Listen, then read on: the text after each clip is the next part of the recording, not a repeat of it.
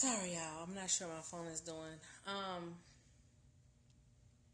But anyway, so my parents did what they knew how to do, but it doesn't mean that I can't do better.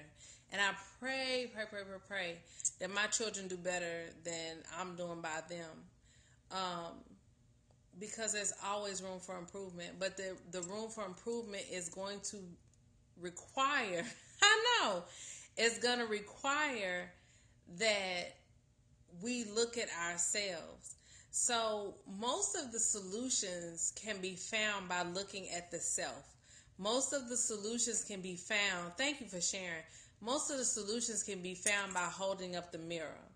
So the same way we look at the mirror to see how pretty we are physically, to see if our makeup looks right physically, to see if my hair looks right physically, then we want to hold up that same mirror to say, does my spirit look right?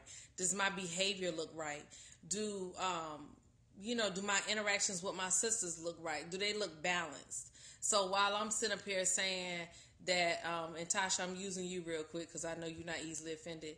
You know that Tasha need to stop taking all them pictures and stuff with that photographer. Well, she be looking fly as hell, y'all. But she need to stop taking all the pictures because so and such and such. Then it's like, okay, but is it Tasha that's the problem, or is it that you don't feel secure about your body, or you don't feel secure in front of the camera, or you have issues? So are you really upset with Tasha, or are you upset? Don't she though? Are you upset with Tasha for looking like she looking, or are you upset because you feel like you're falling short? So the thing is, yeah, and I'm sure somebody has. But see, the thing is that, and even when we turn the mirror again, so we have the mirror up in front. So I can look at Tasha and say, Tasha showing her body like this, and she shouldn't be doing that. Now, Tasha doesn't have children. Tasha is a sight younger than me. Tasha has a different, listen, baby. Tasha has a different ethnic background. Her mama probably looked different than my mama. Her daddy probably looked different than my daddy. So we have a different DNA type makeup. What up, though? And so the thing is that is that we sit up here. I'm gonna compare my body to Tasha's. Here we go. So I'm gonna compare my body to Tasha's. Well, but the thing is why should I compare myself to Tasha? I'm going to get out here and show what I'm working with if that's what I feel like I'm going to do. Because y'all know I'm a big believer in putting all this fineness in a bikini. Y'all know my story with my belly tattoo. Is that I was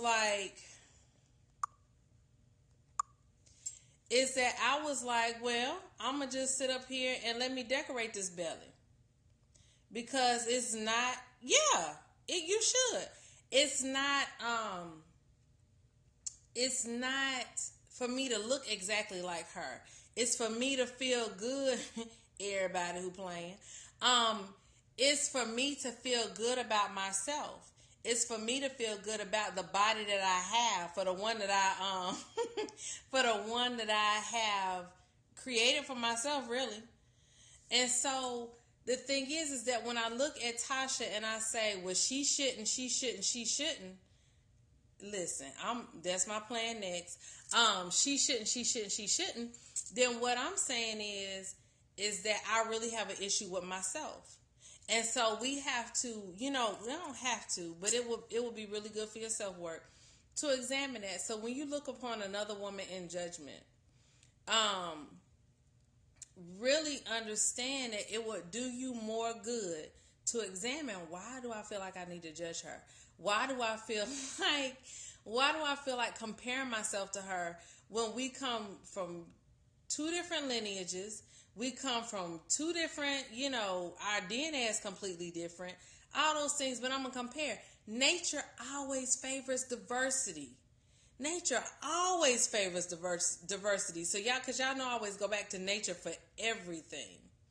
So I'm going to see if I need to block you because I'm not sure what that comment was. So the thing is that we're going to have thickums.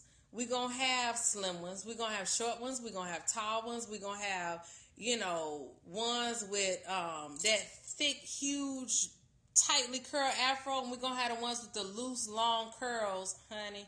Loose, long curls that hang down to their waist. And all of them are beautiful and fine. The problem comes when we're not able to embrace the self. You know the problem, though? I hate writing.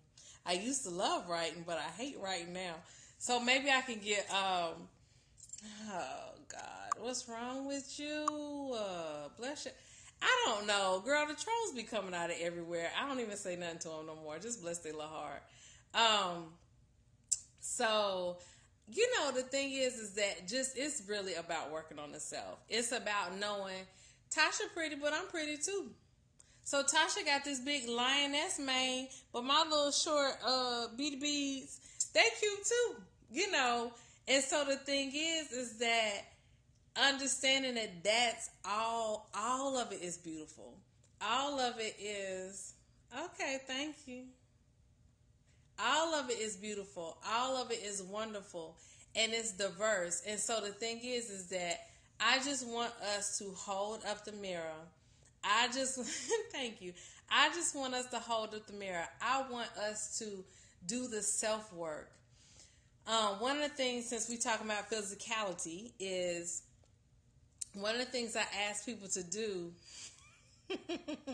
Look, honey, bless your heart. One of the things that I want us to do is, if you have hang-ups with your body, I always tell this to clients, this is one of the first things I suggest, is when you get out of the shower and you still are butt bone naked, really natural for a reason. We don't do that on here. I'm gonna let you have that because you're a sister. I give women a lot more of a break, but that's rude. Don't do that. Okay? All right. Now, anyway, if you get out, when you get out of the shower while you're still naked, go over your body and look and give thanks to yourself for each and every part, right? Okay, no problem. Because people will follow you anyway. You don't have to do that. It's fine. But the thing is go over your body and give thanks for each area, but specifically those areas that you have an issue with. Those areas that I don't even want to call them problem areas, but it's like, so let's say that you have breastfed, or that you have children of just your other age, or your breasts are not sitting up under your chin like they did when you were 12 when you first got them. So, excuse me. Hold on, I got something for that. Here we go. So you'll give thanks to your breast for breastfeeding your children. You'll give thanks. Yeah. You'll give thanks to those areas. So say you don't have children. You'll give thanks to those breasts for being a comfort. Yes, honey. Being a comfort to lovers. You'll give thanks to those breasts for just, being a pleasure for your damn self. You'll give thanks for those. I don't know where y'all's at. I'm sorry. For your belly or for your arms. So I have mama arms. They wave like after I stop waving, right? But these, and these arms have been pillows for little children who are sitting next to me to lay on and find comfort and find rest. They've held so many children, like when you hold them on your hip, they've held many children. They've held lovers. They brought comfort. They have done heavy lifting. These arms have been good to me. These hips, this stomach. Give thanks to those body parts and literally go head to toe. And I tell people at first there are some body parts where you're going to feel like you are full of shit, where you are completely lying to yourself. Do not stop. Keep going. Keep telling yourself that you are thankful for that.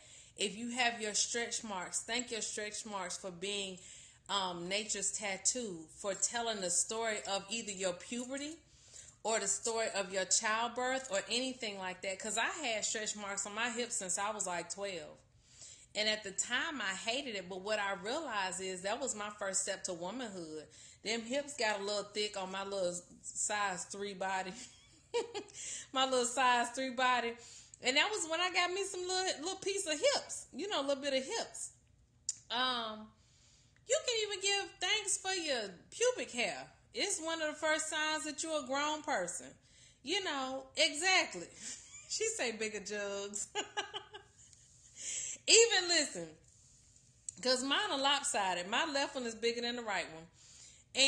But that's the one that my son was on the most, because I breastfed him the longest. So, you know that he was on the most. And I give thanks for that titty, for keeping that baby busy. That titty is the party titty now, honey. So I guess it's just, yeah, mine is like a whole, like, bra size different. So I don't know if everybody's that lopsided, because mine is like a whole bra size difference. I don't know. Is it? I'm not sure. Let me know. See, that's the party titty. That's the club. It'd be like, hey. Yes. So one of yours is bigger? Oh, yeah, mine is bigger. Like, when I actually buy real bras, I have to make a decision. Like, is it going to be too small on this bra and the right size on this one, or the right size for this one and too big on that one?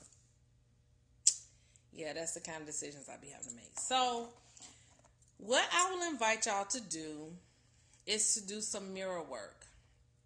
Now, I will warn daughters of Oshun specifically, because I know when I do mirror work, sometimes I feel like I'm getting sucked into the mirror. Don't know how to explain it, but I'm just going to warn you ahead of time. Right, because you know I ain't got one on right. Look, titty salute. But look into the mirror as much as you can and feel comfortable. Look into the mirror and really take an account. Really take account of yourself. Well, it's going to be on a replay. Take account of yourself. What kind of work do you need to do for you and for what's going to make you better? What kind of work have you thought was self-work that was really to please other people and make other people happy? Because we've all done that 9 times out of 10, especially as women. And learn to separate those two out. Yeah, what makes you happy? What gives you bliss? What is it that fulfills you? Separate from what people have told you makes them comfortable about you. Because it's a few things about me. I have a big mouth. I say exactly what I want to say. I rarely have to take it back. I might say, well, I'm sorry that you took it that way, or maybe I could have said it differently, but I rarely have to take back what I say. People do not like that about me. People have not liked the fact that I don't have to think real. People don't like that I don't have to think real hard for my answers. Generally, I guess that Gemini part of my brain, it works pretty quickly. I generally don't have to consider things for very long. Like, I'm not somebody who has to come back and say, oh, well, let me think about it. I generally know my answer right then. People do not like that. Yeah, and technically I'm a Cancer, but I'm very, very much on the cusp. And my Mercury is in Gemini, so that's how I communicate. But it's things that people don't like about me that have made it very difficult for me until I learned that's me. And the people who are can kind of get on with me, that's who can get on with me. The people who can't, they just not for me, and that's okay. I'm not for everybody. I know I can be a lot. And so I've learned in my 38 years, I ain't the best fit for everybody. And that's okay with me. Because everybody can't take my harshness, and that's okay. Because that's not what everybody needs. But the thing that I have learned is I'm not changing anymore. I'm not morphing for anybody anymore. I'm not going to try to be what other people want me to be to make them comfortable. I came here to live out my destiny, not yours. I'm responsible for my destiny and for the people that I brought into this world. Them the only people that I got to answer to. And so the thing is when I did my self-work, right, when I did my self-work, I found that I like me. And it took me a long time to get to the point where I really, really, really liked and appreciated myself for all the bigness that I am. I'm only 5 feet, 5 feet 2 inches, but I've got a pretty big personality. And, yeah. And the thing is that I like it and I'm not sorry about it. Yeah, because if you don't love you some you hair, how you expect somebody else to? And we learn to be fake and we learn to be docile and we learn to be nice. Especially I call it the Southern woman's disease, where we're supposed to be nice and kind. And don't say that because that'll make people, make people uncomfortable and, and don't curse and cross your legs and make sure that your gloves match your purse and all this. Listen, I cuss with the best of them. I find it empowering. I didn't for a long time, and I don't in mixed company where I feel like it's when I feel like it's inappropriate, where it's gonna hurt, where it's gonna make people miss the message. But generally, I try to stay out of places where people have really sensitive ears, because saying "darn it, that upset me" is different than "that pissed me the fuck off." Like, you really get what I'm saying when I say it the last way. And the thing is, it's a power in it. I do too. It's a power in being able to express yourself fully and completely. But a part of that is self-love, and a part of that is being around people who get you. Some people are not going to get you, and that's okay. That's okay. Don't take it personally. They just not for you. That's just not, that ain't your tribe. That's not your crew. It is. Because I'm going to tell y'all my favorite word. It's not a cuss word, though. I don't think it's considered a cuss word. But I could never, when I was little, I couldn't say but. Like, as far as a booty. When I was little, I couldn't say but. I couldn't say, the sign behind me, do epic shit. My sister bought that for, yeah, I couldn't say but. I couldn't say funky. I couldn't say any of that. But my favorite word right now is pussy. I couldn't say pussy for a long time because it was so like, the white one. This one. Boredom is a choice. That ain't white though. Let me see. Because that's the moon. Yeah, boredom is a choice.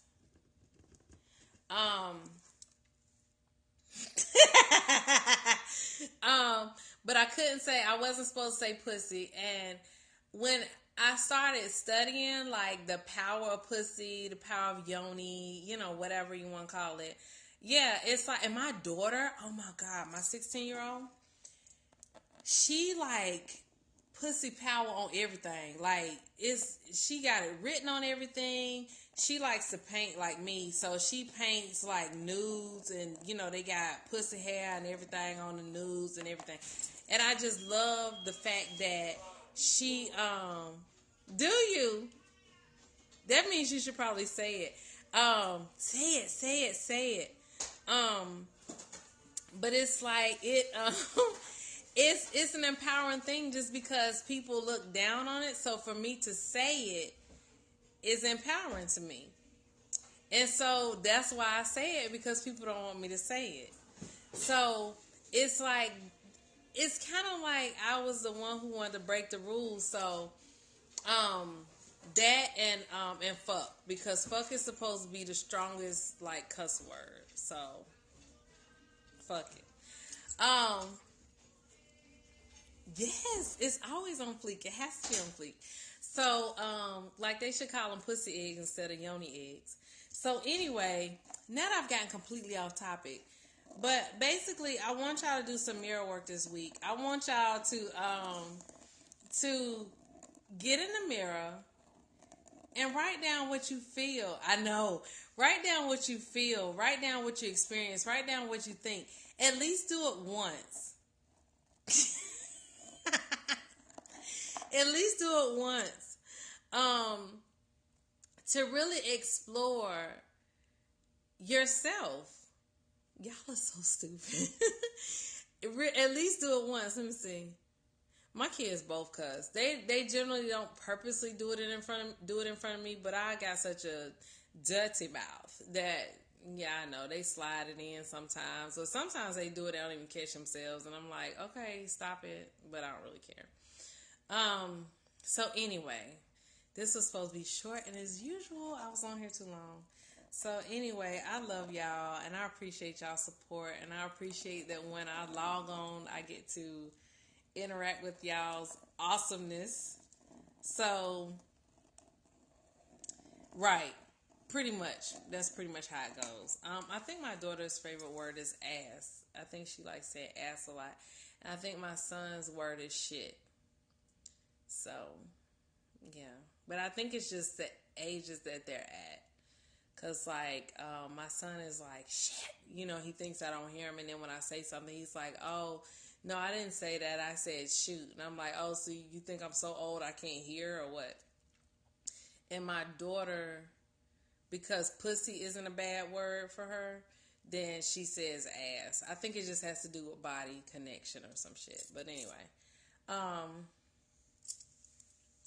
you're welcome. I gotta go help my husband. He just bought a bunch of candles, so we gonna clean the candles and set the intentions and do all that good stuff. So I love y'all. Thank y'all for the hearts. Thank y'all for sharing. Thank y'all for coming over here for part 2, because the phone dropped or some shit like that. And as always, remember, do epic shit. Okay? We want to always do epic shit. So I love y'all. Let's see if I can turn this off. Let's see. No. I guess it's not. Why did you laugh when I said candles? I can't get it to go off. I know it's still. Don't rub it in. y'all no help. Let me see.